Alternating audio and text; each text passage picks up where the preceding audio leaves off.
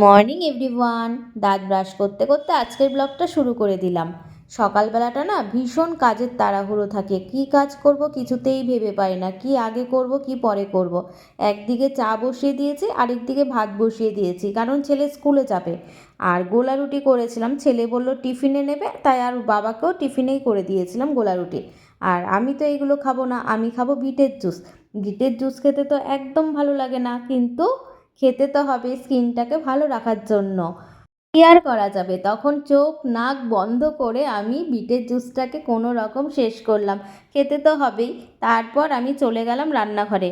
রান্নাঘরে গিয়ে দেখি হাজব্যান্ড পমফ্রেট মাছ এনেছিল। আমি মাছটাকে খুব ভালো করে ধুয়ে পরিষ্কার করে নুন হলুদ মাখিয়ে নিয়েছিলাম। তাই ভাবছিলাম যে কি রান্না করব আজকে। তাই তোমাদের সামনে ক্যামেরার সামনে এসে আমি বলছিলাম যে আজকে মাছটাকে কি রান্না করব, কিছুতেই ভেবে পাচ্ছিলাম না। তারপর মনে হলো না, এটা সর্ষে আর পোস্ত দিয়ে রান্না করি। তখন মাছটাকে ভালো করে ভেজে পোস্ত আর সর্ষে দিয়ে রান্না করেছিলাম। আর এই দিকে পালং শাক বসিয়ে দিয়েছিলাম। পালং শাক কে কে খেতে ভালোবাসো বলো তো? শীতের মধ্যে পালং শাকটা ভীষণ ভালো লাগে।